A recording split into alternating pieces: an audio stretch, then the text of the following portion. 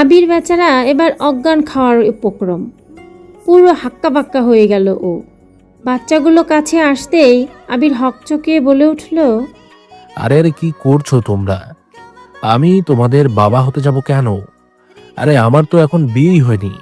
মহিলাটি আবারও আহাজারি করে বলল, হাই হাই, কত বড় নির্দয় রে, নিজের বাইসা গুলান রেও চিনে না, আর এখন কিতা করিয়াম? মহিলাটি আবারও স্টাফদের দিকে তাকিয়ে বলল, জানেন সাহেব, আমি কত কষ্ট কইরা এই বাইসা গুলান রে পালছি। সব সময় কইছি তোগো বাপের মতো বড় মানুষ হইবি।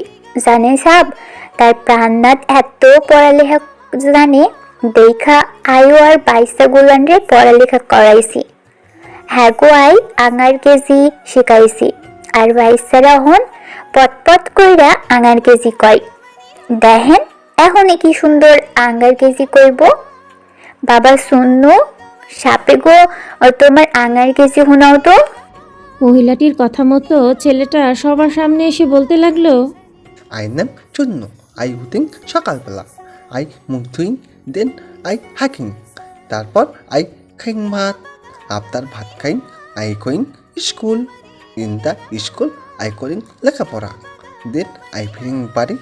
ওয়ান ডে ওয়েন আই ফিরিং বাড়ি আই দেখিং হোয়াট। সব স্টাফরা আগ্রহ নিয়ে বলল, what? I taking Munnu and Tunnu going মারামারি আন্ডার দ্য কাস্তলা বিহাইন্ড দ্য সোফের বেড়া। একজন স্টাফ ভ্রু কুচকে বলল, হোয়াট ইজ ঝোপের বেড়া?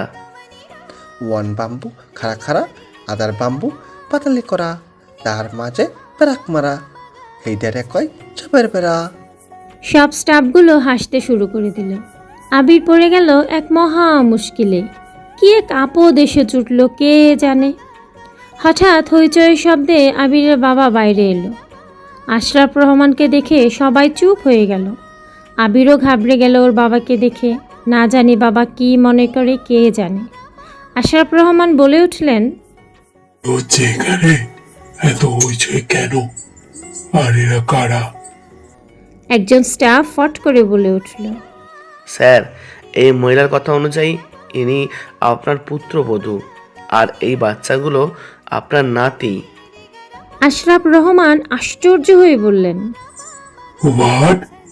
কি বলছো এসব? আবির, এসব কি সত্যি? আবির ভীত স্বরে বলল, না না বাবা, একদম না। আমি তো ওনাকে চিনি না, জানি না কোথা থেকে এসেছে। আর কি সব আবল তাবল কথা বলে যাচ্ছেন। আশরাফ রহমান এবার মহিলাটির দিকে তাকিয়ে বললেন, এই মেয়ে, কে তুমি? আর কি বলছো এসব? তোমার কথার কোনো প্রমাণ আছে? মহিলাটিও হঠাৎ করে কেমন চুপ হয়ে গেল। আশরাফ রহমান আবার বলে উঠলেন, কি হলো? কথা বলো, আর তোমার মুখ দেখাও, দেখি তুমি কে। মহিলাটি তাও চুপচাপ দাঁড়িয়ে আছে। আশরাফ রহমান এবার একটা ফিমেল স্টাফকে ইশারা করলো মহিলাটির ঘুমটা সরাতে।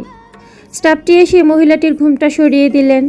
ঘুমটা সরাতেই আবির 880 ভোল্টের একটা ঝটকা খেলো। কারণ যেমনটা আমরা সবাই জানি, মহিলাটি আর কেউ না, বরং নীলা। আবির বেচারা পুরো স্তব্ধ হয়ে গেল। নীলা যে এসব করবে সেটা ওর ধারণাই ছিল না। আশরাফ রহমানও নীলাকে দেখে অবাক হলেন। নীলা চোখ বন্ধ করে দাঁড়িয়ে আছে। আসলে ও জানতই না যে এখানে আবিরের বাবাও আছেন। জানলে কখনোই আসতো না। এখন কি করবে ও? ভয়ে গলা শুকিয়ে আসছে ওর। আশরাফ রহমান অবাক সুরে বললেন, নীলা, তুমি এখানে? আর এসব কি?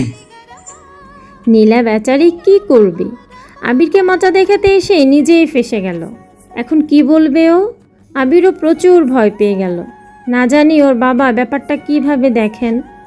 আশরাফ রহমান এবার হো হো করে হেসে উঠলেন। সবাই অবাক হয়ে তাকিয়ে রইল। আশরাফ রহমান হাসি থামিয়ে বললেন, আমার কেবিনে এসো, কথা আছে তোমাদের সাথে। একটু পরে আবির আর নীলা মাথা নিচু করে ভীত হয়ে দাঁড়িয়ে আছে আশরাফ রহমানের সামনে। আশরাফ রহমান একটু গম্ভীর কণ্ঠে বললেন, কবে থেকে চলছে এসব? আবির ভীত স্বরে বলল, আসলে বাবা হয়েছে কি, আশরাফ রহমান এবার হাসি মুখে বললেন, থাক, আর বলতে হবে না। আমি বুঝতে পেরেছি। আমি খুব শীঘ্রই নীলার বাবা মার সাথে কথা বলবো। আবির প্রচুর খুশি হয়ে গেল। এ যেন মেঘ না চাইতেই বৃষ্টি। বাবা যে এত সহজে রাজি হয়ে যাবেন তা ভাবতেই পারেনিও। যাক, নীলার এখানে আসায় ওরই ভালো হলো। কথাটা ভেবে আবির নীলার দিকে তাকিয়ে ছোট্ট করে একটা চোখ টিপ মারল। আর নীলা তো এমনিতেই লজ্জায় সে। বিহান আয়াতকে নিয়ে ধানমন্ডির এক বাসার সামনে এসে গাড়ি থামালো। তখন ফ্ল্যাটে আরও কিছু সময় থেকে বিহান আয়াতকে নিয়ে এখানে এসেছে। আয়াত বাসাটা দেখে বলল, এটা কার বাসা? এই বাসাও আপনি কিনেছেন নাকি? বিহান মুচকি হেসে বলল, তোমার হবু জামাইয়ের এত টেহানিক্কা, এইটা আমার বাসা না। তাহলে সব কিছু কি এহেনেই শুনবা? আগে চলো, গেলেই দেখতে পাবা। আয়াত মুচকি হেসে গাড়ি থেকে নামলো। বিহান গাড়ি লক করে আয়াতকে নিয়ে বাসার দরজায় এসে বেল বাজালো। একটু পরে একজন বয়স্ক লোক এসে দরজা খুলে দিল। লোকটি বিহানকে দেখে খুশি হয়ে বললেন, আরে বিহান বাবা, তুমি এসেছো? এসো এসো, ভিতরে এসো। আবিদা তোমাকে দেখে খুশি হয়ে যাবে। লোকটি বিহান আর আয়াতকে সানন্দে ভেতরে নিয়ে সোফায় বসালেন। আয়াত কিছুই বুঝতে পারছে না, কে এই লোক? বিহানকে দেখে এত খুশি বা হচ্ছে কেন? লোকটি এবার উৎসাহিত কণ্ঠে তার স্ত্রীকে ডাকতে লাগলেন, আবিদা, আবিদা, দেখো কে এসেছে, তাড়াতাড়ি এসো। একটু পরে ওনার স্ত্রী ভেতর থেকে বেরিয়ে এলেন। মহিলাটি বিহানকে দেখে আরও খুশি হলেন, যেন ওনার হারিয়ে যাওয়া সন্তান খুঁজে পেয়েছেন। মহিলাটি খুশি হয়ে বিহানের মাথায় হাত বুলিয়ে নানান কথা বলতে লাগলেন। আজ শুধু তাকিয়ে তাকিয়ে এদের কাণ্ড দেখছে। একটু পরে বিহান একটু গম্ভীর কণ্ঠে এই বয়স্ক দম্পতির উদ্দেশ্যে বলে উঠল, আপনারা আমাকে আগে বলেছিলেন আমাকে আপনারা অফিসিয়ালভাবে অ্যাডপ্ট করে আপনাদের ছেলে বানাতে চান। আমি তখন রাজি হইনি, কারণ আমার এসব ভালো লাগতো না, আর না কোনো প্রয়োজন মনে করতাম। তবে এখন আমি রাজি আছি। আপনারা যদি চান, আমি আপনাদের ছেলে হতে প্রস্তুত। বিহানের কথায় ওনারা যেন অমূল্য রতন পাওয়ার মতো খুশি হলেন। খুশিতে দুজনের চোখেই পানি চলে এলো। লোকটি হাসি মুখে বললেন, সত্যি বলছো বাবা বিহান? সত্যি তুমি আমাদের ছেলে হতে রাজি? আমরা যে কি খুশি হয়েছি তোমাকে বলে বোঝাতে পারবো না। তোমরা বসো, আমি মিষ্টি নিয়ে আসছি। এত বড় খুশির দিনে মিষ্টি মুক্ত করতেই হবে। কথাটা বলে ওনারা দুজনেই মিষ্টি আনতে চলে গেলেন। তাদের দেখে মনে হচ্ছে আজ তারা জীবনের কোনো কাঙ্ক্ষিত খুশিটা পেয়েছেন। ওনারা যেতেই আয়াত আর ওর কৌতূহল দমিয়ে রাখতে পারল না, বলে উঠল, বিহানজি, ওনারা কারা? আমি তো কিছুই বুঝতে পারছি না। বিহান উত্তরে বলে উঠল, আসলে বছর 3 আগে আমি আজাদ আঙ্কেল, এই আঙ্কেলটাকে একটা রোড অ্যাক্সিডেন্টের হাত থেকে বাঁচিয়েছিলাম। ওনাকে বাঁচিয়ে ওনার বাসায় নিয়ে এসেছিলাম। সেদিন থেকে ওনাদের সাথে পরিচয়। আমাকে দেখে ওনারা অনেক খুশি হতেন। আমাকে বারবার তাদের সাথে দেখা করতে বলতেন। আমি ওনাদের খুশির জন্য মাঝে মধ্যে এসে দেখা করে যেতাম। ওনাদের কোনো সন্তান নেই, তাই আমাকে অনেক স্নেহ করেন। একদিন হঠাৎ ওনারা বললেন আমাকে নাকি তারা তাদের ছেলে বানাতে চায়, তাই তারা আমাকে অফিসিয়ালি অ্যাডপ্ট করতে চান। আমি তখন মানা করে দিয়েছিলাম, কারণ এসব আমার তখন ভালো লাগতো না, একটা আজারা ক্যাসাল মনে হতো, তাই আমি রাজি হইনি। তবে এখন আমার মনে হচ্ছে এটা জরুরি, তাই তাদের কথায় রাজি হয়ে গেলাম। আয়াত ছলছল চোখে তাকিয়ে বলল, আপনি এসব আমার জন্য করছেন, তাই না? কিন্তু আমি সত্যি বলছি, আপনি যেমন আছেন তাতেও আমার কোনো সমস্যা নেই। বিহান আয়াতের চোখের পানি মুছে দিয়ে মায়াবী কণ্ঠে বলল, তোমার নেই, তবে আমার আছে। আমি তোমাকে নিয়ে নতুন জীবন শুরু করতে যাচ্ছি, আর সেখানে অতীতের কোনো অন্ধকার ছায়া তোমার উপর পড়তে দিতে চাই না আমি। হ্যাঁ, আমি আমার ব্যক্তিত্বকে বদলাতে পারবো না, তবে যতটা সম্ভব শুধরাতে তো পারি। তুমি ভালো করে জানো আমাদের সামনে পথটা অনেক কঠিন হবে। সেখানে এই পদক্ষেপটা হয়তো কিছু একটা হলেও আমাদের সাহায্য করবে। এই বুড়ো মা বাবা দুজন যদি আমাকে তাদের ছেলে হিসেবে পেয়ে খুশি হন, তাহলে সমস্যা কোথায়? আর আমারও তখন একটা অফিসিয়াল পরিচয় হবে। তাছাড়া তোমারও তো একটা শ্বশুর বাড়ি দরকার, তাই না? আয়াত অশ্রু চোখে হাসি মুখে মাথা ঝাঁকালো, তারপর বলল, যে কারণেই হোক না কেন, আপনার এই পদক্ষেপে আমি খুশি। কারণ আপনি এতদিন পরে মা বাবা পেতে চলেছেন, আর ওই বয়স্ক মানুষ দুজন সন্তানের খুশি পাবেন, এটাই বড় কথা। বাকি জিনিস অত ম্যাটার করে না। সামনে যত ঝড়ই আসুক, আপনি সাথে থাকলে আমার কোনো ভয় নেই। আপনি শুধু আমাকে কথা দিন, কখনো আমার হাত ছাড়বেন না, সবসময় আমার হাত ধরে থাকবেন। বিহান একটু দুষ্টু হেসে আয়াতের দিকে ঝুঁকে আস্তে করে বলল, শুধু হাতি ধরবো নাকি আরও কিছু ধরবো?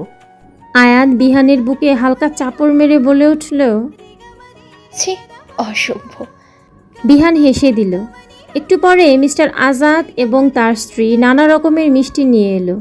বিহান এবার আয়াতকে দেখিয়ে বলেন, আঙ্কেল আন্টি, ও হচ্ছে আয়াত, আমার ফিয়ন্সে। আয়াত ওনাদের উদ্দেশ্যে সালাম দিল। আয়াতকে দেখে তারা দুজন অনেক খুশি হলেন। ছেলের সাথে আজ পুত্রবধূও পেয়ে গেলেন তারা। এরই মাঝে আরও 1 সপ্তাহ কেটে গেছে। সবার জীবন মোটামুটি ভালোই চলছে। নূর এই কয়দিনে ভার্সিটিতে একটা জিনিস খেয়াল করেছে, এখন আর শিশিরকে দেখতে পায় না ও। যদিও এই ব্যাপারে ও খুশি হয়েছে, কারণ ছেলেটা যে ওর তেমন একটা ভালো লাগতো না, কেমন গায়ে পড়া স্বভাবের ছিল। তবে আজ হঠাৎ ওর এক বান্ধবী বলল শিশিরকে কারা যেন মেরে হাত পা ভেঙে দিয়েছে, ও নাকি হসপিটালে ভর্তি। কথাটা শুনে ওর কেমন যেন খটকা লাগলো। কে মারতে পারে ওনাকে? নূরের কেন যেন মনে হলো আদিত্য মারেনি তো। সেদিন যে পরিমাণ রেগেছিল, আবার ভাবলো না না, এমনটা কিভাবে হয়? উনি কি কোনো গুন্ডা মাস্টার নাকি? হবে হয়তো কেউ। তাই নূর আর তেমন ভাবলো না। নূর ওর বান্ধবীদের সাথে ভার্সিটির মাঠের একপাশে গাছতলায় বসে কথা বলছিল। তখনই হঠাৎ একটা 18-19 বছরের ছেলে এসে নূরের দিকে তাকিয়ে বলল, নূর আপু, আপনি প্লিজ আমার সাথে একটু হসপিটালে যাবেন শিশির ভাইকে দেখতে, উনি আপনাকে যেতে বলেছেন। নূর থতমত খেয়ে বলল, আরে আমি কেন যাবো ওনার সাথে দেখা করতে? আর আপনাকে তো চিনি না, অপরিচিত লোকের সাথে আমি কেন যাব? ছেলেটি মিনতি স্বরে বলে উঠল, প্লিজ আপু, মানা করবেন না। শিশির ভাই খুবই অসুস্থ, সে শুধু আপনার সাথে 5 মিনিট দেখা করতে চাইছে। প্লিজ চলুন না, আপনাকে রিকোয়েস্ট করছি। আপনি যদি একা যেতে সাহস না পান তাহলে আপনার ফ্রেন্ডদেরও সাথে নিয়ে চলুন। নূর পড়ে গেল এক মহা মুশকিলে। কি করবে ভেবে পাচ্ছে না। নূরের এক বান্ধবী বলল, এত করে যখন বলছি তখন চল না, একটা অসুস্থ মানুষের কথা ভেবে মানা করা ঠিক হবে না। অগত্যা অনিচ্ছা সত্ত্বেও নূর যেতে রাজি হয়ে গেল। তবে সে একা যাবে না, ওর সব ফ্রেন্ডসদের নিয়ে গেল। হসপিটালে এসে শিশিরের কেবিনের সামনে আসতেই সেই ছেলেটি আবার বলে উঠল, আসলে কেবিনে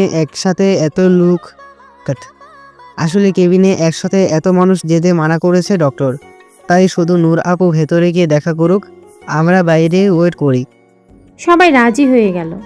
অতঃপর শুধু নূর একাই কেবিনের ভেতর ঢুকলো।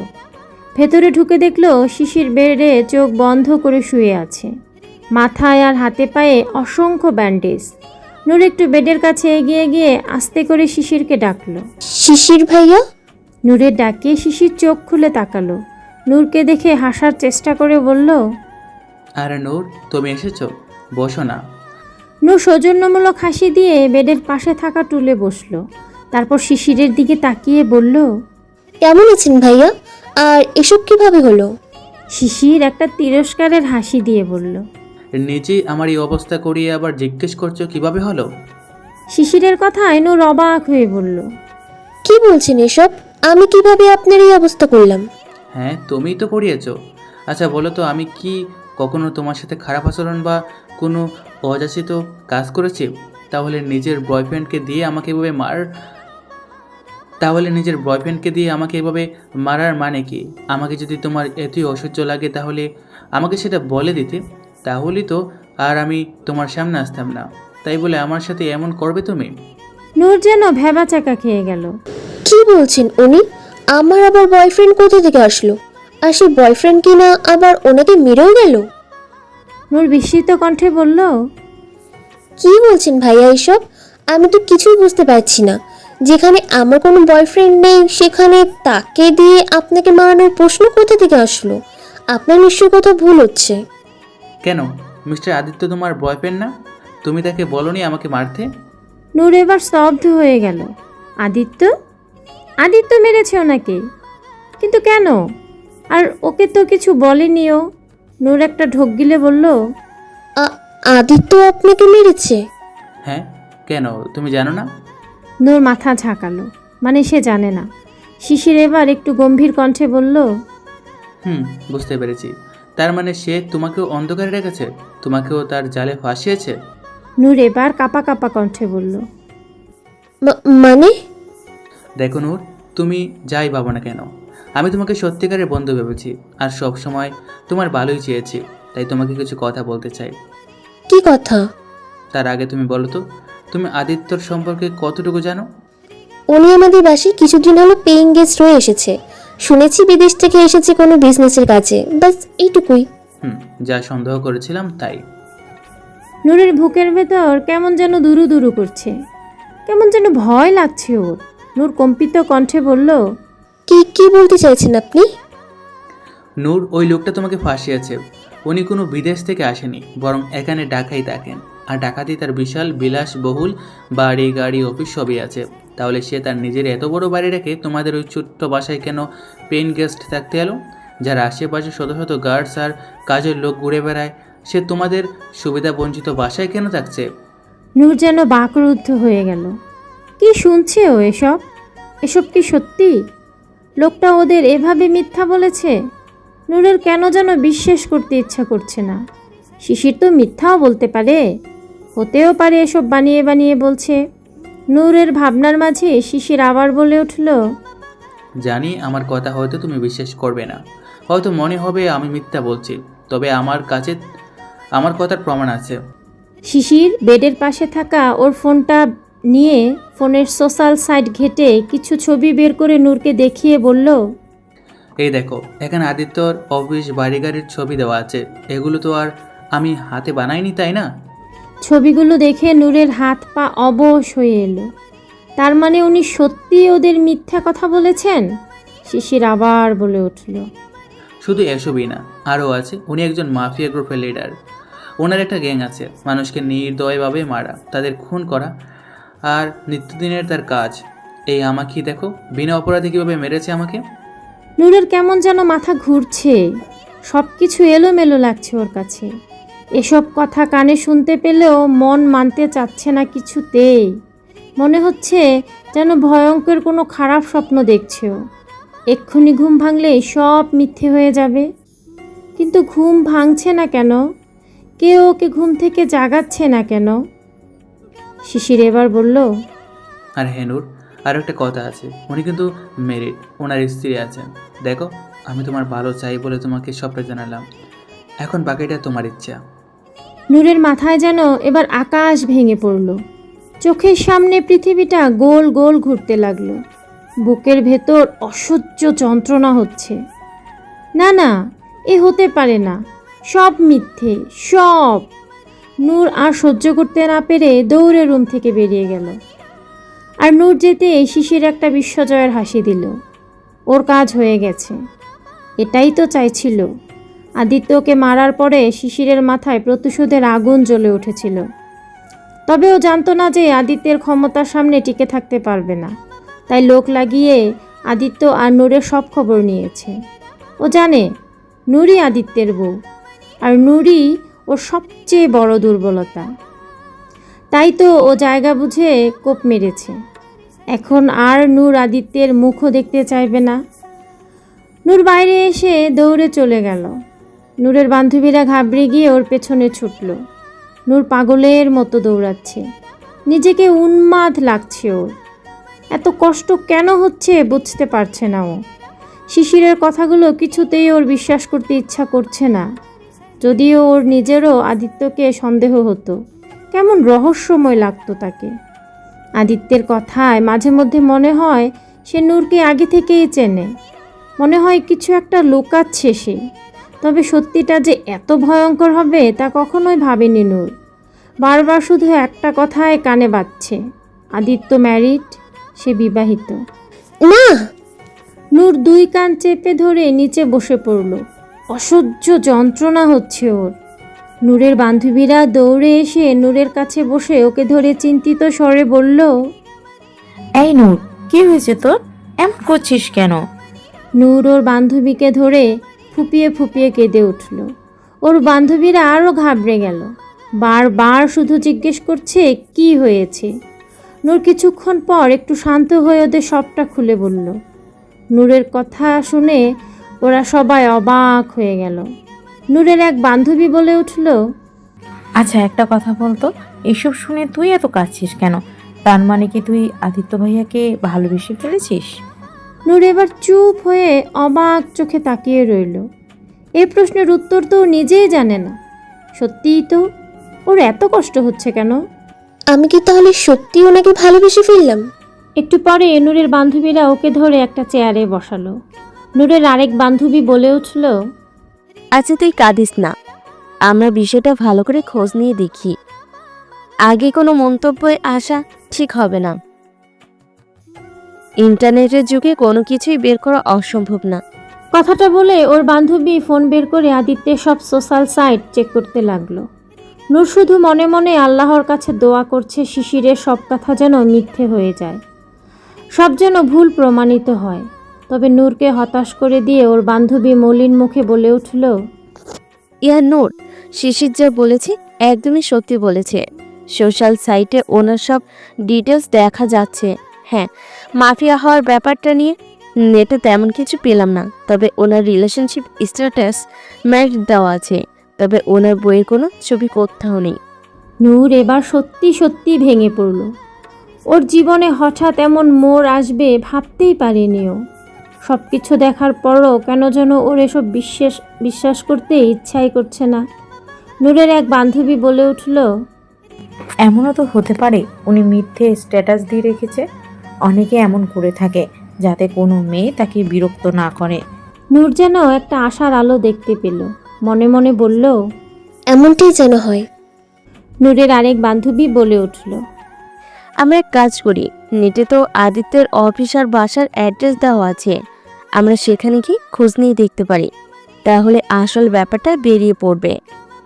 ওর কথায় সবাই সায় দিয়ে বলল, হ্যাঁ ঠিকই বলেছিস, চল এক্ষুনি যাই। অতঃপর সবাই আদিত্যের অফিসের উদ্দেশ্যে বেরিয়ে গেল। আদিত্যের অফিসে এসে অফিসের সিকিউরিটির কাছে আদিত্যের সম্পর্কে জানতে চাইল ওরা। নূরকে অফিসের কেউ দেখেনি, তাই ওরা নূরকে চিনতে পারল না। সিকিউরিটি প্রথমে কিছু বলতে চাইল না। ওরা অনেক অনুনয় বিনয় করে আর কিছু টাকা খাইয়ে সিকিউরিটির মুখ খুলল। আর সিকিউরিটি যা বলল তাতে ওদের শেষ আশাও মাটিতে মিশে গেল। সিকিউরিটি ওদের বলল আদিত্যের বাড়ি গাড়ি আর কি আছে, আর এটাও বলল যে আদিত্য বিবাহিত আর সে নাকি তার বউকে অনেক ভালোবাসে। নূর আর শুনতে পারল না। মুহূর্তে যেন সব কিছু ধ্বংস হয়ে গেল। ওর ভালোবাসাটা এভাবে শুরু হওয়ার আগেই শেষ হয়ে গেল। কেন হলো ওর সাথে এমন? কি দোষ করেছিল ও? কেন এত বড় ধোঁকা খেল ও? নূরের বান্ধবীরা আদিত্যের বাসায় যেতে চাইল, তবে নূর মানা করে দিল। বারবার একই কথা শোনার সাহস আর নেই তার। ওর বান্ধবীরা ওর অবস্থা বুঝতে পেরে ওকে আর জোর করলো না। ওকে নিয়ে রিকশায় উঠল বাসায় যাওয়ার উদ্দেশ্যে। আদিত্য একটা রেস্টুরেন্টে মিটিংয়ে এসেছে। দোতলায় একটা ওপেন রুফ রেস্টুরেন্টে বসে মিটিং করছে। তখনই ওখানে আয়াত ওর ফ্রেন্ডসদের সাথে এলো এনজিওর একটা মিটিংয়ে। আদিত্যকে দেখে আয়াত হাসি মুখে এগিয়ে গিয়ে বলল, আরে ভাইয়া, তুমিও এখানে? আদিত্য আয়াতকে দেখে সেও হাসি মুখে উঠে দাঁড়িয়ে আয়াতকে এক হাতে জড়িয়ে ধরে বলল, কিরে আয়ু, কেমন আছিস? এখানে কোনো দরকার এসছিস? হ্যাঁ ভাইয়া, এনজিওর একটা মিটিংয়ে। অনেক ভালো একটা কাজ করছিস তুই। I am so proud of you. Thank you ভাইয়া। নূরের রিকশা একটা সিগন্যালে এসে থেমে আছে। ওর সাথে ওর বান্ধবীরা বসে আছে। ওর একটা বান্ধবী এদিক ওদিক তাকিয়ে কিছু একটা দেখে ভ্রু কুচকে নূরের উদ্দেশ্যে বলে উঠল, এই নূর, ওটা আদিত্য ভাইয়া না? বান্ধবীর কথা মতো নূর ওর ইশারা অনুযায়ী সেদিকে তাকালো। দেখতে পেল আদিত্য একটা মেয়েকে এক হাতে জড়িয়ে ধরে দাঁড়িয়ে আছে। নূরের হৃৎপিণ্ড যেন কেঁপে কেঁপে উঠল। হঠাৎ হাত পা ঠান্ডা হয়ে এলো ওর। নূরের বান্ধবী বলে উঠল, লোকটা তো দেখছি সত্যিই খারাপ। কেমন মেয়েবাজি করে বেড়াচ্ছে, ঘরে বউ রেখে বাইরে রঙ্গলীলা করে বেড়াচ্ছে। কত বড় ইতর! ছি ছি ছি ছি। নূরা সহ্য করতে পারছে না। ইচ্ছে করছে কোনো একদিকে পালিয়ে যেতে। বুকটা দুমড়ে মুচড়ে যাচ্ছে ওর, নিঃশ্বাস নিতেও কষ্ট হচ্ছে। এমন একটা লোককে কিভাবে ভালোবাসলো ও? নূর ক্লান্ত শরীরে বাসায় ঢুকলো। নিজেকে অনুভূতি শূন্য মনে হচ্ছে ওর। হঠাৎ আদিত্য হুট করে এসে কোনো কিছু না বলে নূরের হাত চেপে ধরে টেনে নিয়ে যেতে লাগলো। নূরের হাত ধরে ওর রুমে নিয়ে এসে দেয়ালের সাথে চেপে ধরে চোয়াল শক্ত করে রাগী কণ্ঠে বলল, তুমি শিশিরের সাথে দেখা করতে কেন গিয়েছিলে? তোমাকে আমি মানা করেছিলাম না ওর সাথে কোনো কথা নেই তোমার? তারপরও কেন গিয়েছিলে বলো? নূরের ধৈর্যের বাঁধ ভেঙে গেল এবার। আজকের সব রাগ কষ্ট এবার বিস্ফোরণে পরিণত হলো। রাগে শরীর কেঁপে উঠল ওর। আচমকা নূরের ধাক্কায় আদিত্য 2 কদম পিছিয়ে গেল। নূরের এমন কাজে অবাক চোখে তাকালো আদিত্য। নূর এবার ক্ষিপ্ত স্বরে বলে উঠল, কেন? কি করবেন আপনি? আমাকেও মারবেন নাকি, যেভাবে শিশিরকে মেরেছেন? বলুন। আদিত্য নূরের কথায় একটু চমকে গেল। নূর এই কথা জানলো কি করে? নিশ্চয়ই ওই বদমাইশ শিশিরটা বলেছে। আদিত্য বলে উঠল, নূর, আমার কথা শোনো, তুমি যা বলছো তেমনটা না। কথাটা বলে আদিত্য নূরের কাছে আসতে নিলে নূর হাত উঁচু করে রাগী কণ্ঠে বলে উঠল, খবরদার, একদম আমার কাছে আসার চেষ্টা করবেন না। আর আমি ঠিকই ভাবছি, বরং এতদিন যে ভাবছিলাম সেটাই ভুল ছিল। আপনি কি ভেবেছিলেন আপনার আসল চেহারা আমি কখনো ধরতে পারবো না? আপনি আমাদের বোকা বানিয়ে যাবেন আর আমরা আপনার জালে ফেসে যাব? নূরের এসব কথায় আদিত্য প্রচুর অবাক হয়ে গেল। ওর এঞ্জেলটা এভাবে কথা বলছে কেন? কি হয়েছে ওর? আদিত্য অবাক সুরে বলল, নূর, কি বলছো তুমি এসব? কিসের আসল চেহারা? নূর একইভাবে বলতে লাগলো, একদম সাধু সাথে চেষ্টা করবেন না। আমি আপনার সব মিথ্যা জেনে গেছি আজ। আপনি কোনো বিদেশ টিদেশ থেকে আসেননি, বরং ঢাকায় থাকেন আপনি। তাহলে আমাদের মিথ্যা কেন বললেন? নিজের এত বড় বাড়ি রেখে আমাদের এই ছোট্ট বাড়িতে কেন থাকলেন আপনি? বলুন। আদিত্য আরও চমকে গেল। নূর এসব কিছু কিভাবে জানলো? এখন কিভাবে বোঝাবে ওকে? ওকে সত্যিটা বলতেও পারবে না। আদিত্যকে চুপ থাকতে দেখে নূর তাচ্ছিল্যের সুরে বলে উঠল, কি হলো? আর কথা বেরোচ্ছে না? চুরি ধরা পড়ে গেছে, এখন আর কোনো কথা বেরোচ্ছে না, তাই না? বলুন, কেন করেছেন এসব? আমাদের তো তেমন কোনো ধন সম্পত্তি নেই, তাহলে কিসের জন্য? আমার জন্য? আমাকে হাসিল করার জন্য এসব করেছেন, তাই না? আদিত্য ভ্রুকুচকে নূরের দিকে তাকালো। নূরের কথা রাগা মাথা কিছুই বুঝতে পারছে না ও। নূর এবার অশ্রু চোখে কাঁপা কাঁপা কণ্ঠে বলল, আপনার লজ্জা করে না? নিজের ঘরে বউ থাকতে অন্য মেয়েদের পেছনে ঘুরে বেড়ান, অন্য মেয়েকে নিজের প্রেমের ফাঁদে ফাঁসান। আমাকেও আপনার জালে ফাঁসাতে চেয়েছিলেন, তাই না? আর কতজনকে এভাবে ফাঁসিয়েছেন? হ্যাঁ। এতক্ষণ কিছু না বললেও এবার নূরের কথা শুনে আদিত্য নিজের রাগ কন্ট্রোল করতে পারল না। উচ্চস্বরে বলে উঠল, নূর, স্টপ ইট নূর, অনেক বলেছো তুমি। এমন কিছু বলো না যার জন্য তোমাকে পরে পস্তাতে হয়। পস্তাতে তো আমাকে হচ্ছেই। আপনাকে বিশ্বাস করে আমাকে পস্তাতে হচ্ছে। আপনি চলে যান এখান থেকে। আপনাকে এই বাড়িতে আর দেখতে চাই না আমি। আদিত্য আহত চোখে তাকালো নূরের দিকে। ওর এঞ্জেলটা ওকে চলে যেতে বলছে, ওকে আর দেখতে চায় না সে। আদিত্য কিছুক্ষণ তাকিয়ে থেকে শান্ত স্বরে বলে উঠল, ঠিক আছে, তুমি চাইলে তো হাসতে হাসতে জাহানও দিয়ে দেব। তুমি যদি এতে খুশি হও তাহলে তাই হোক। আজকের পর আর এই অধমকে দেখতে পাবে না তুমি। আদিত্যের কথায় নূরের বুকটা কেঁপে উঠল। এত কিছুর পরেও আদিত্যের যাওয়ার কথা শুনে ওর কষ্ট হচ্ছে। তবুও নূর কিছু বলল না, অন্যদিকে তাকিয়ে রইল। আদিত্য ছলো ছলো চোখে তাকিয়ে বলল, ভালো থেকো, নিজের খেয়াল রেখো, মেডিসিন ঠিক মতো নিও। কথাগুলো বলে আদিত্য ধীরে ধীরে রুম থেকে বেরিয়ে গেল। একসময় বাসার বাইরে চলে গেল। আদিত্য যেতেই নূর ধপ করে নিচে বসে মুখে হাত চেপে কেঁদে উঠল। অবুঝ মন এখনও চাচ্ছে আদিত্য না যাক, ফিরে এসে ওকে বুকে জড়িয়ে নিক। ওর ভালোবাসার পরিণতিটা এমন কেন হলো? আজ দুটি মন দুই দিকে কষ্ট পাচ্ছে, অথচ দোষ কারোরই নেই। আদিত্য নিজের রুমের ফ্লোরে অচেতন অবস্থায় পড়ে আছে। কাল নূরের বাসা থেকে আসার পর অনেক ভেঙে পড়েছিল আদিত্য। কিছুতেই নিজেকে সামলাতে পারছিল না। মধ্যরাত পর্যন্ত নেশা করে ভোরের দিকে ঘুমিয়ে পড়েছে। এখন বেলা দুপুর গড়িয়ে বিকেল হইতে চলল, তবুও ওভাবেই পড়ে আছে। সন্ধ্যার একটু আগেই আদিত্যের ঘুমটা হালকা হয়ে এলো। আদিত্য একটু নড়ে চড়ে ধীরে ধীরে উঠে বসলো। মাথাটা অনেক ব্যথা করছে, কাল রাতের হ্যাংওভার হচ্ছে।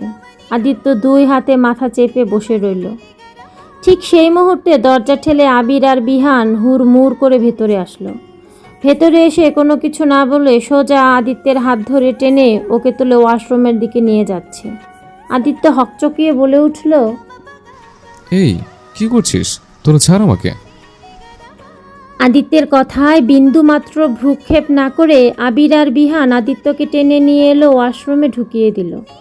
আদিত্যকে এক ধাক্কায় ওয়াশরুমের ভেতর ঢুকিয়ে দিয়ে বলে উঠল, 10 মিনিট, মাত্র 10 মিনিট সময় আছে তোর কাছে। এর মধ্যে হাগা মুতা গোসল যা করার করে নে। মনে রাখিস, এর বেশি সময় নিলে কিন্তু তোকে আমার বাথরুমে আটকে রাখবো আজকে। আদিত্য দাঁত কিড়মির করে ওদের দিকে এগিয়ে আসতে নিলে তার আগেই ওরা বাইরে থেকে ঠাস করে ওয়াশরুমে দরজা আটকে দিল।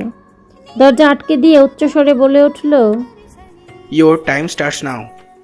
আদিত্য ওদের সাথে আর না পেরে অগত্যা ফ্রেশ হতে চলে গেল।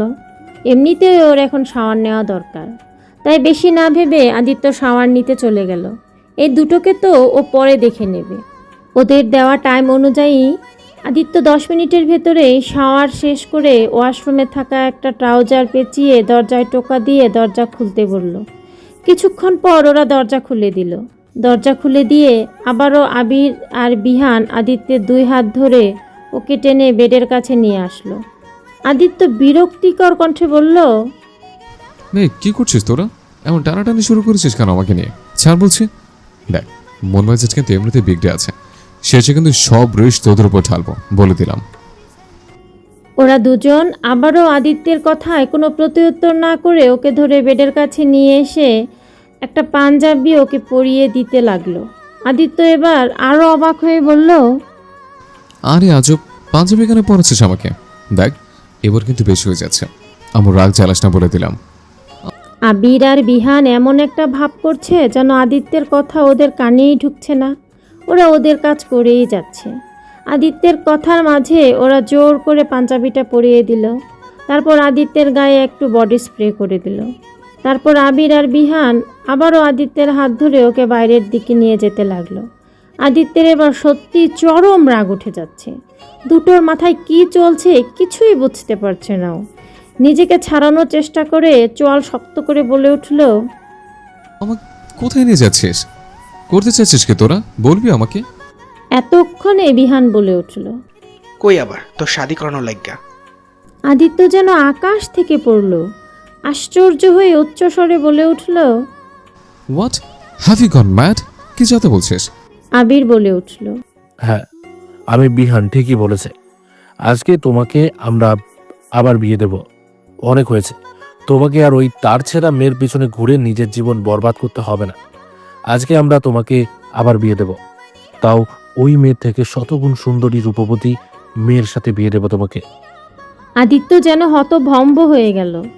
এই দুটো যে পুরো পাগল হয়ে গেছে সেটা বুঝতে আর বাকি নেই। আদিত্য রাগী কণ্ঠে বলল, আবির, পাগল হয়ে গেছিস তোরা? কি আবল তোর বলে যাচ্ছিস তখন থেকে? এবার কিন্তু সত্যি মার খাবি তোরা, ছাড় আমাকে। ওদের বাক বিতণ্ডার মাঝেই ওরা আদিত্যকে পাশের একটা রুমে টেনে নিয়ে এলো। রুমে এসে আবির সামনের দিকে ইশারা করে দেখিয়ে দিয়ে বলে উঠল, আরে তুমি একবার দেখো তো মেয়েটাকে, দেখবে এই মেয়েকে একবার দেখলে তুমি তোমার আগের বউকে ভুলে যাবে, এক পায়ে রাজি হয়ে যাবে বিয়ে করতে। আবিরের ইশারা অনুযায়ী আদিত্য সামনে তাকিয়ে দেখল বেডের উপর একটা মেয়ে বধূর সাজে ঘোমটা টেনে বসে আছে। আদিত্যের রাগ এবার চরম পর্যায়ে উঠে গেল। আদিত্য সর্বশক্তি দিয়ে এক ঝটকায় নিজের হাত ছাড়িয়ে আবিরের কলার চেপে ধরে রাগী কণ্ঠে বলে উঠল, ব্যাস, অনেক হয়েছে। তোদের সাহস কি করে হয় অন্য একটা মেয়েকে বাড়িতে আনা? তোরা ভাবলি কি করে আমি আমার অ্যাঞ্জেলকে রেখে আমি অন্য কাউকে বিয়ে করব? কখনোই না। আরে, পৃথিবীর সবচেয়ে সুন্দর মেয়েকে আনলেও আমি তাকে বিয়ে করব না, কখনোই না। হঠাৎ পেছন থেকে বধূ বেশে থাকা মেয়েটি কথা বলে উঠল। Are you sure? আদিত্যের প্রচুর পরিমাণে রেগে থাকায় কণ্ঠটি চিনতে পারল না, বরং মেয়েটির কথায় আরও রাগ উঠে গেল। আদিত্য আবিরের কলার ছেড়ে দিল। পেছনে ফিরতে ফিরতে চোয়াল শক্ত করে আঙুল উঠিয়ে বলতে লাগলো। You just shut. আর বলতে পারল না আদিত্য। পেছনে ফিরে বধূ বেশে নূরকে দেখে থমকে গেল আদিত্য। কিছু সময়ের জন্য স্তম্ভিত হয়ে দাঁড়িয়ে রইল ও। চোখের সামনে তা যা দেখছে তা কি স্বপ্ন নাকি বাস্তব পরখ করতে পারছে না। সত্যিই কি ওর এঞ্জেল ওর সামনে বধূ বেশে বসে আছে? আবির আর বিহান মুচকি হেসে আস্তে করে রুম থেকে বেরিয়ে গেল। নূরও ছলো ছলো চোখে আদিত্যের দিকে তাকিয়ে আছে। নূর ঢোক গিলে আবারও বলল, বলুন না, করবেন না বিয়ে আমায়? আদিত্য এবার সম্বিত ফিরে পেল। একটু নড়ে চড়ে উঠল। নূরকে দেখে খুশি হয়ে নিজেই আবার কালকের কথা মনে পড়ল ওর। আদিত্য নিজেকে কোনো রকমে সামলে নিয়ে অন্যদিকে ঘুরে অভিমানী সুরে বলে উঠল, তুমি এখানে কি করছো? তোমার কথা মতো তো আমি চলে এসেছি, তাহলে আবার কি অভিযোগ নিয়ে এসছো? নূর কিছু বলতে যাবে তখনই আদিত্য আবারও বলে উঠল, ও, বুঝতে পেরেছি। নিশ্চয়ই আমার পাগল ভাইগুলো তোমাকে এখানে জোর করে নিয়ে এসছে। আমি ওদের পক্ষ থেকে তোমার কাছে ক্ষমা চাইছি। আসলে পাগলগুলো আমার কষ্ট দেখতে পারছিল না, তাই হয়তো তোমাকে জোর করে নিয়ে এসছে। তবে তুমি চিন্তা করো না, তুমি এখন নিশ্চিন্তে বাসে যেতে পারো, কেউ তোমাকে আটকেবে না। কথাটা বলে আদিত্য ঘুরে চলে যেতে লাগলো। হিরো! পেছন থেকে আসা নূরের সেই পুরনো হিরো ডাকে আদিত্যের পা জমে গেল। হৃৎপিণ্ডটাও কেঁপে উঠল। ও কি ঠিক শুনল? নূর কি ওকে হিরো ডাকলো? নাকি এটা শুধু ওর মনের ভ্রম? হ্যাঁ, ভ্রমই হবে। নূর কি আর আমাকে হিরো বলে ডাকবে? সে যে এখন আমার সেই মাসুম অ্যান্সারটা নেই। কথাটা ভেবে আদিত্য আবারও পা বাড়াতেই পেছন থেকে আবারও শুনতে পেল, হিরো যেও না প্লিজ। আদিত্য এবার এক ঝটকায় পেছন ফিরে তাকালো। পেছনে তাকিয়ে দেখলো নূর ফ্লোরে হাঁটু গেড়ে দুই কান ধরে বসে আছে। চোখ দিয়ে অঝরে পানি পড়ছে। আদিত্য ঢোক গিলে কাঁপা কাঁপা কণ্ঠে বলল, কে বললে তুমি? আবার বলো। নূর কাঁদো কাঁদো গলায় অভিমানী সরে বলে উঠল, I am sorry hero, please মাফ করে দাও না। তোমার অ্যাঞ্জেলকে অনেক বড় ভুল হয়ে গেছে। তুমি তো জানোই তোমার অ্যাঞ্জেলটার মাথা তাচ্ছিরা, তাই তো সে তার হিরোকে ভুলে গিয়েছিল আর তার হিরোকে এত কষ্ট দিয়েছে। তাই অনেকগুলো সরি হিরো, প্লিজ মাফ করে দাও। আদিত্যের শরীর কাঁপছে। সে যা ভাবছে তা কি সত্যি? ওর এঞ্জেলের তার হিরোকে মনে পড়ে গেছে। আদিত্য ধীরে ধীরে নূরের সামনে এসে নূরের মুখোমুখি হাঁটু গেড়ে বসল। নূরের দিকে ছলো ছলো চোখে তাকিয়ে কাঁপা কাঁপা হাত দুটো দিয়ে নূরের মুখটা আগলে ধরে বলল, আমি যা ভাবছি তা কি সত্যি? আমার অ্যাঞ্জেলটার কি তার হিরোর কথা মনে পড়ে গেছে? নূর অশ্রু চোখে তাকিয়ে মাথা ঝাঁকিয়ে বলল, হ্যাঁ হিরো, আমার সব মনে পড়ে গেছে। আদিত্য অশ্রু চোখে বলল, আমার বলো না হিরো। নূর দুই হাতে আদিত্যের মুখটা ধরে বলল, হিরো হিরো আমার হিরো। আদিত্য ঠোঁট কামড়ে অশ্রু চোখে হাসতে লাগলো। আদিত্য যেন আজ বিশ্ব জয়ের খুশি হচ্ছে। নিজের খুশি কিভাবে বয়ান করবে ভেবে পাচ্ছে না ও। হ্যাঁ, ও পেরেছে। আজ ওর ভালোবাসা জিতে গেছে। ওর এঞ্জেল আবার ওর কাছে ফিরে এসেছে। আদিত্য নূরের সারা মুখে পাগলের মতো চুমু খেতে লাগলো। তারপর নূরের ঠোঁটে নিজের ঠোঁট চেপে ধরে দুজনেই সুখের অশ্রু বিসর্জন দিতে লাগলো। কিছুক্ষণ ওভাবেই রইল দুজন। তারপর আদিত্য দুই হাতে নূরের কোমর জড়িয়ে ধরে নূরকে উঁচু করে ধরে গোল গোল করে ঘুরতে লাগলো। আর খুশিতে আত্মহারা হয়ে বলতে লাগলো, Yes, yes, yes. My angel is come back. This is the happiest day in my life. আদিত্যের খুশিতে নূরও খিলখিল করে হেসে উঠল। আদিত্য একটু পরে নূরকে নামিয়ে দিয়ে বলল, এসব কিভাবে হলো? মানে হঠাৎ করে কিভাবে মনে পড়লো? নূর বলতে লাগলো, কাল তুমি চলে যাওয়ার পর আমি রুমে বসে কান্না করছিলাম। তখনই নীলা রুমে ঢোকে। আমার কাছে এসে রাগী কণ্ঠে বলে উঠল, এটা তুই কি করলি আপু? নীলার কথায় নূর চোখের পানি মুছে উঠে দাঁড়িয়ে আমতা আমতা করে বলল, কি করেছি? কিসের কথা বলছিস তুই? দেখ আপু, লুকিয়ে লাভ নেই। আমি তোমাদের সব কথা শুনেছি। তুমি এসব একদম ঠিক করোনি আপু। দেখ, তুই যা জানিস না তা নিয়ে কথা বলিস না। তুই যা এখান থেকে, আমাকে একটু একা থাকতে দে। নীলা একটু তাচ্ছিল্যের হাসি দিয়ে বলল, আমি জানি না? ভুল বললে আপু, আমি সবই জানি। বরং আমি যা জানি তা তুমিও জানো না। নূর ভ্রু কুঁচকে বলল, মানে কি বলতে চাচ্ছিস তুই? বলতে চাচ্ছিলাম না, আদিত্য ভাইয়া সবাইকে মানা করে দিয়েছিল তাই। তবে আজ না বলে পারছি না। আদিত্য ভাইয়ার সাথে তোমার এই ব্যবহার দেখে আমি আজ বলতে বাধ্য হচ্ছি, কারণ আমি এতটা স্বার্থপর হতে পারবো না। হিয়ালি না করে যা বলবি সাপ সাপ বল। তাহলে শোনো সাফ সাফ, তুমি জানো যাকে তুমি এতগুলো কথা শোনালে, যাকে তুমি ক্যারেক্টারলেস ভেবে বাসা থেকে বের করে দিলে, তুমি জানো সে কে? কে? সে তোমার হাজবেন্ড। নূর বিস্ফোরিত চোখে তাকালো নীলার দিকে। নীলা বলতে লাগলো, হ্যাঁ, এটাই সত্যি। আদিত্য ভাইয়া ম্যারিড, তবে তার বউ অন্য কেউ না, বরং তুমি নিজেই। আজ থেকে 6 মাস আগে তোমার আদিত্য ভাইয়ের সাথে বিয়ে হয়েছে। জানো কতটা ভালোবাসে সে তোমাকে? নিজের জীবনের থেকেও বেশি ভালোবাসে সে তোমাকে। নূর যেন স্তব্ধ হয়ে গেল। কি শুনছে ও এসব? এটা কি সত্যি? নূর কাঁপা কাঁপা কণ্ঠে বলে উঠল, না না, এটা কিভাবে হবে? তুই মিথ্যা বলছিস তাই না? ঠিক আছে, আমার কথা বিশ্বাস হচ্ছে না তো তাহলে নিজের চোখেই দেখো। কথাটা বলে নীলা ওর ফোন বের করে নূর আদিত্যের বিয়ের ছবি দেখালো। নূর সেটা দেখে আরও থমকে গেল। চোখের সামনে আবছা আবছা কিছু ভাসতে লাগলো। নীলা ধীরে ধীরে নূর আর আদিত্যের নানা সময়ের নানা রকমের কথা, ওদের স্মৃতি, ওদের ভিডিও দেখাতে লাগলো। আর আদিত্য কি কি করেছে সেসব বলতে লাগলো। এসব ছবি ভিডিও দেখে নূরের মাথার ভিতর কেমন যন্ত্রণা হতে শুরু হলো। ধীরে ধীরে আবছা আবছা স্মৃতিগুলো পরিষ্কার হতে লাগলো। সেই সাথে নূরের মাথার যন্ত্রণাও বেড়ে গেল। নূর মাথায় অসহ্য যন্ত্রণা সহ্য করতে না পেরে 2 হাতে মাথা চেপে আর্তনাদ করে উঠল। একসময় নূর জ্ঞান হারিয়ে নিচে পড়ে গেল। এতটুকু শুনে আদিত্য ঘাবড়ে গিয়ে বলল, কি, তুমি জ্ঞান হারিয়ে ফেলেছিলে? কেউ আমাকে কিছু বলেনি কেন? তুমি ঠিক আছে তো? নূর মুচকি হেসে বলল, আমি একদম ঠিক আছি, বরং সবচেয়ে বেশি ঠিক আছি।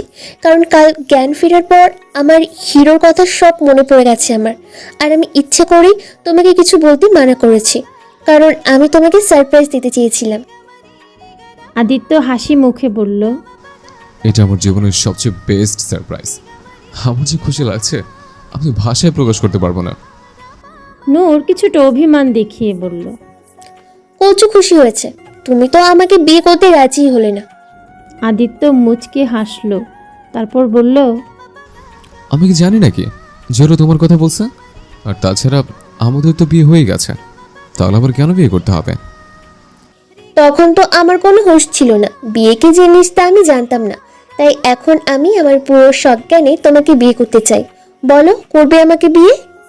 আদিত্য নূরের কপালে চুমু খেয়ে বলল, শুধু একবার না, 100,000 অযুত কোটিবার তোমাকে বিয়ে করতে রাজি। কথাটা বলে আদিত্য নূরকে বুকের ভেতরে শক্ত করে জড়িয়ে নিল। নূরও পরম শান্তিতে আদিত্যের বুকে মাথা রাখল। সন্ধ্যায় আবছা অন্ধকার ঢেকে গাঢ় রাত হয়ে গেছে। ড্রয়িং রুমের সোফায় আবির, বিহান, আয়াত আর নীলা বসে আছে। এরই মধ্যে কাজী সাহেবও চলে এসেছেন। একটু পরেই আদিত্য নূরের হাত ধরে সিঁড়ি বেয়ে নিচে নেমে এলো। বিহান ওদের দেখে মুখে আঙুল ঢুকিয়ে শীষ বাজিয়ে উঠল। সবাই খুশি হয়ে হাততালি দিতে লাগলো। দুজন নিচে এসে সোফায় বসলে কাজী সাহেব বিয়ে পড়ানো শুরু করলো। বিয়ে পড়ানো শেষে সবাই মোনাজাত ধরল। মোনাজাত শেষে মিষ্টি মুখ করলো সবাই। একটু পরে কাজী সাহেব বিদায় নিয়ে চলে গেলেন।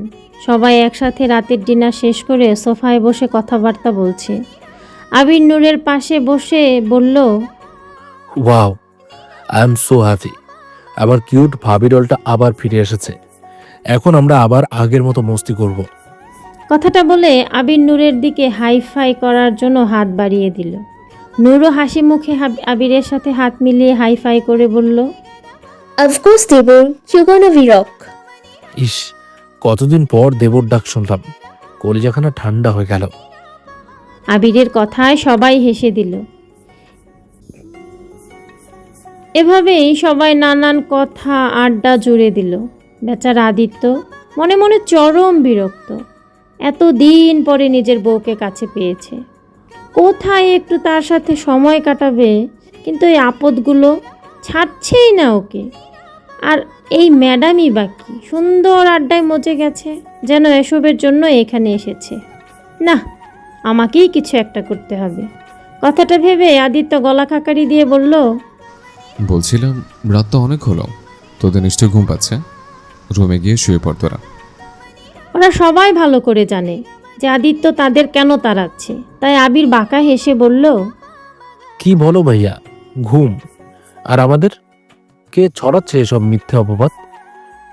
আরে ঘুম তো দূরের কথা, ঘুমের খালা খালু আমাদের কাছে নেই। কিরে বিহান, তোর কি ঘুম ধরেছে?